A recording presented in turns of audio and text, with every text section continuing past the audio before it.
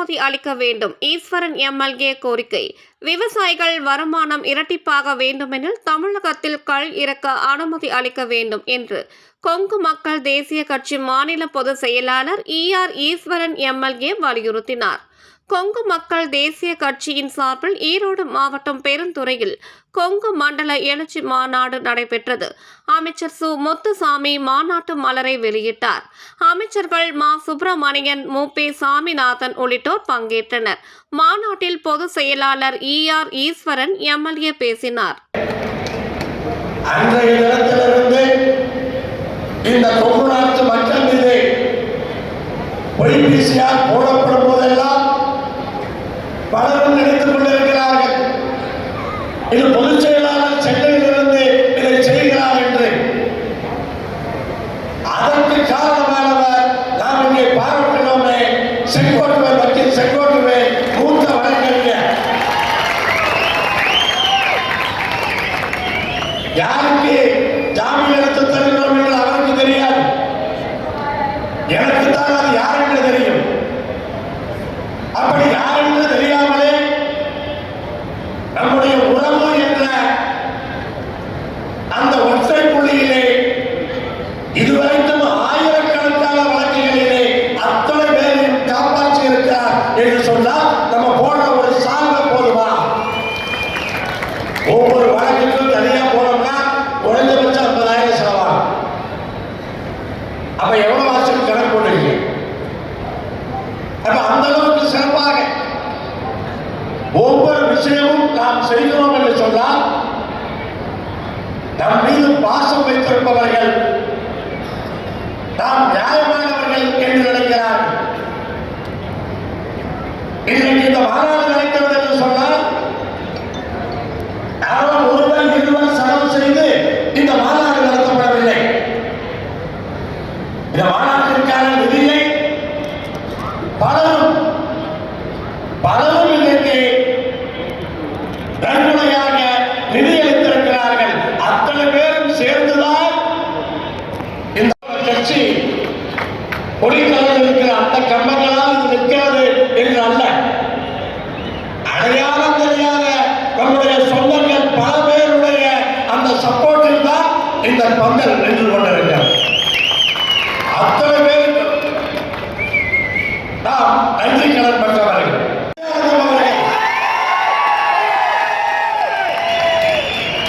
இந்த 3 பேருக்கும் இந்த மாநாட்டிற்கு பிறகு அந்த பொறுப்புகளிலே தீவிரமாக அவர்கள் செயல்படுவார்கள். அதே போல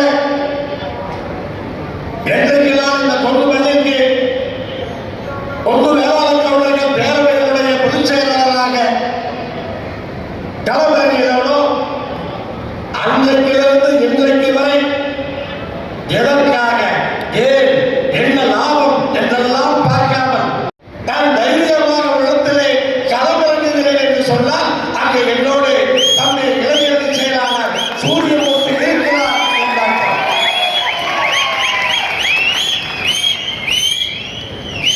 இப்படி இன்றைக்கு இந்த மாநாட்டினுடைய ஏற்பாடுகளுக்காக கடந்த 45 நாட்களாக ஒவ்வொரு ஊராக ஒவ்வொரு மாவட்டமாக இன்றைக்கு இவ்வளவு திரளாக வெற்றிகரமாக நடக்கிறது என்று சொன்னால் அந்த பொதுக்குழுக்கள் அதற்கு காரணம்.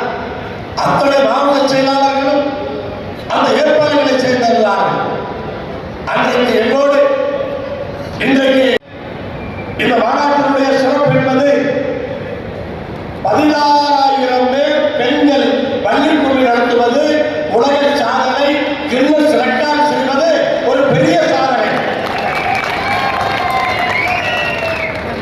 மாண்புமிகு அமைச்சர் மா. சுப்பிரமணியம் அவர்களும் எங்களிடத்தில் அதைத்தான் கேட்டார், கின்னஸ் சாதனை அதான் உலக சாதனை என்று சொன்னால் ஏதாவது ஒரு பேரப்படுவாங்க.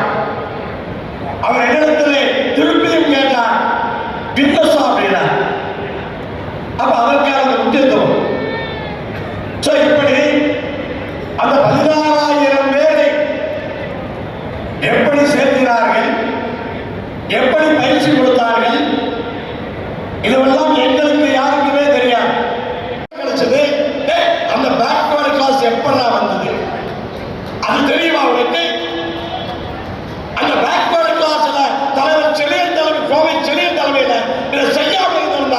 இந்த வரைக்கும் ஃபார்மல் இருந்திருப்பேன், ஒருத்த வேலைக்கு போயிருப்பாங்க. இன்னைக்கு அமெரிக்காவுக்கு போயிருப்பியா, இன்னைக்கு ஐரோப்பிய நாடுகளுக்கு போயிருப்பியா, கை நிறைய உன்னால சம்பாதிக்க முடியுமா? சம்பாதிக்கிற அத்தனை பேருக்கு கேட்கிறேன். உனக்கெல்லாம் சம்பாதிப்பதற்கு அந்த வழிவகுத்தது கொங்கு வேளாண் கவுண்டர்கள் பேரவை என்பதை எப்போதுமே ஞாபகத்தில் கொள்ள வேண்டும். ஏதோ இது அரசாங்கம் கொடுத்தது அல்ல. அன்றைக்கு தலைவர் கோவை செழியன் அவர்கள் தனக்கு அரசியல் அங்கீகாரத்தை பெற்று வந்தார். நாம் இன்றைக்கு நம்முடைய இயக்கத்திற்கு அரசியல் அங்கீகாரத்தை பெற்றிருக்கிறோம். ஆனால் அன்றைக்கு கொங்கு வேளாண் கவுண்டர்கள் பேரவை என்பதை புரிந்து கொள்ள வேண்டும். பல பேர் நினைக்கும் நம்முடைய கட்சியினுடைய கொடி, நம்முடைய 5 வண்ண பஞ்சவர்ண கொடியை பார்க்கும் பொழுது இது கொங்கு கட்சிதான், இது கொங்கு அரசியல் கட்சிதான், இது கட்சி கொடிதான். இது கொங்கு மண்ணினுடைய இனத்தினுடைய அடையாளம் என்பதை புரிந்தவர்.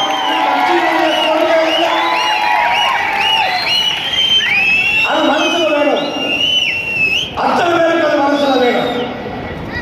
அந்த கொடி நானும் எம்பி மட்டும் நேர்மையானவன் அல்ல, அந்த கொடியும் நேர்மையான கொடி என்பதை புரிந்தவர்.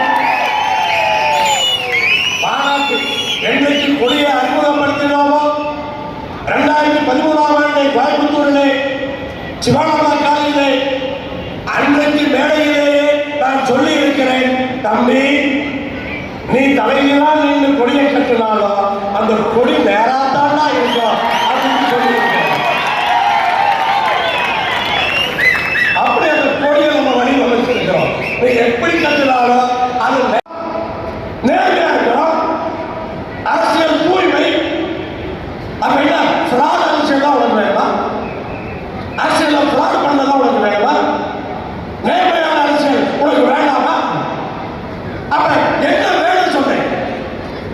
ஒரு சில பேர் என்ன சொல்றான், கொங்கா அது அரசியல் கட்சிகளா?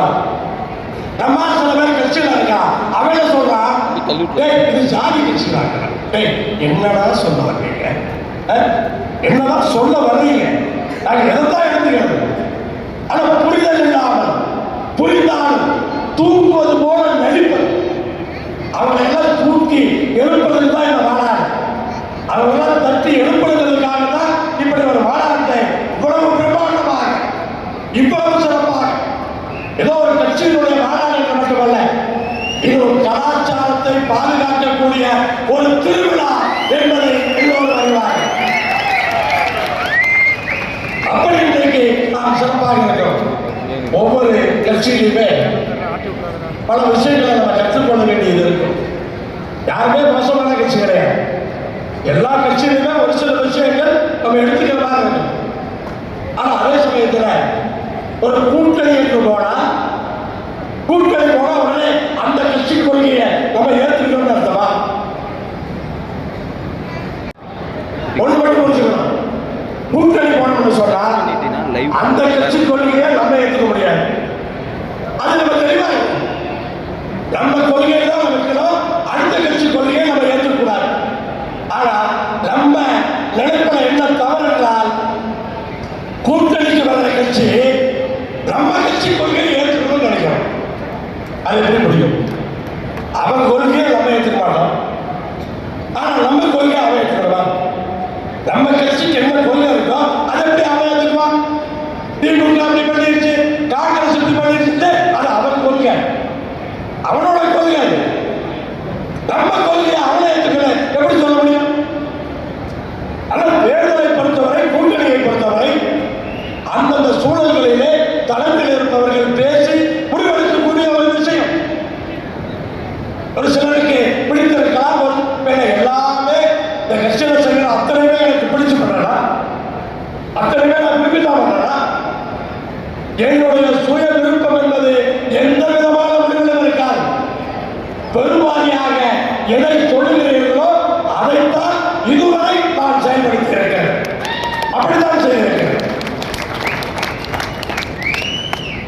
பொதுமக்கள், அதாவது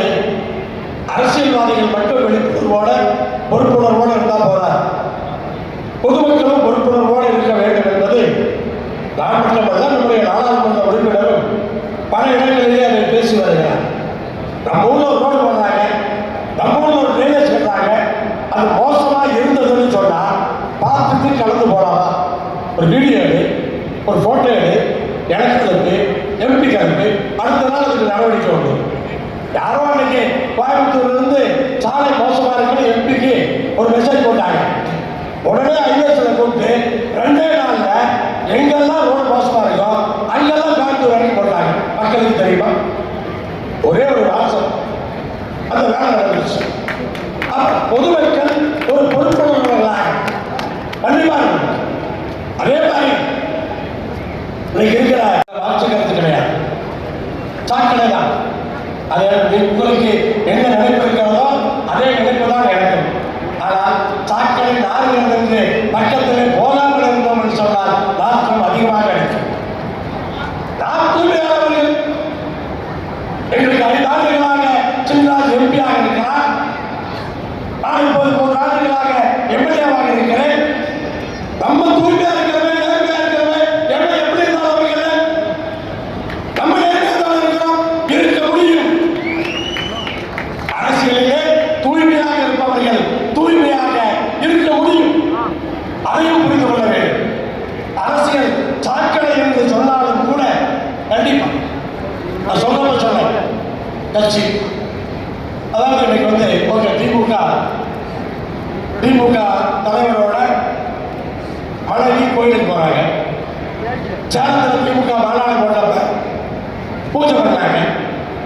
பண்ணுனா ஏற்றுட்டு போக வேண்டியதாலே, ஏன் பண்ணலான்னு என்ன கேள்வி, ஏன் பண்ணலன்னு ஒரு கேள்வி, பண்ணுனா ஏன் பண்ணாங்கன்னு ஒரு கேள்வி. நம்ம கொள்கையை அவங்க ஏற்றுக்கிட்டாங்கன்னு மகிழ்ச்சியா போக வேண்டியதாலே, அது எதுக்கு விமர்சனம்? இதெல்லாம் விமர்சனம் பண்ணி நம்ம குரூப்புகள்ல ஷேர் பண்ணி அப்படியெல்லாம் ஒரு மன உளைச்சலை ஏற்படுத்துகிற ஒரு விஷயம். பார்த்தீங்கன்னு சொன்னா விவசாயம் என்ன மோசமா இருக்குன்னு எல்லாத்துக்குமே தெரியும். ஏன்னா விவசாயிகளுடைய வருமானம் இரட்டிப்பாக வேண்டும் என்று சொன்னால் கல் இறக்குவதற்கு அனுமதி வேண்டும். கல் இறக்க அனுமதி கொடுத்தால்தான் விவசாயிகளுடைய வருமானம் வேண்டும். சும்மா சொன்னா போதுமா? விவசாயிகள் வருமானம் அதிகப்படுத்தல, சும்மா சொன்னா போதாது. இல்லை, அரசினுடைய கொள்கைகள் தான். மரபணி கணக்கில் எத்தனை தயாரிக்கணும், கரும்புல எத்தனை தயாரிக்கணும், பெட்ரோல் மேல எத்தனை பயன்படுத்தணும், அப்பதான் விவசாயத்தை தூக்கி நிறுத்த முடியும். வியாபாரிகள் தொழில், விவசாய தொழில் சொன்னா இன்னைக்கு தொழில் ரொம்ப சிரமப்படும். தொழில வந்து கொங்கு நாட்டில் இருக்கிற அத்தனை தொழிலும் இன்னைக்கு மோசமா இருக்கு. ஜவுளி தொழிலாக இருந்தாலும் சரி, லாரி தொழிலாக இருந்தாலும் சரி, ரிக்கா இருந்தாலும் சரி, கோவையை சுற்றி இருக்கிற இன்ஜினியரிங் தொழிலாக இருந்தாலும் சரி, அல்லது கோழிப்பண்ணையாக இருந்தாலும் சரி, எல்லா தொழிலுமே மோசமா இருக்கு. யாருமே தன்னுடைய வாரிசை அந்த தொழிலை ஈடுபடுத்த விரும்பவில்லை. அதான் உள்ள நிலைமை. அப்படிப்பட்ட நிலைமையிலே இன்றைக்கு தொழிலை பாதுகாப்பதற்காக பல்வேறு விஷயங்களை செய்யும். ஜவுளி தொழில் அழிவுன்னு சொன்னா கண்டிப்பா அரசனுடைய கொள்கை தான் காரணம். ஒன்றிய அரசனுடைய கொள்கை தான் காரணம். இங்க வந்து அதாவது எல்லாரும் சொல்லுவாங்க, திருவிளையாடல்ல நாகே சொல்லுவார், குறை சொல்லியே பெயர் வாங்க முயற்சிக்கிற புலவர், குறை சொல்லியே பெயர் வாங்குற முயற்சி செய்கிற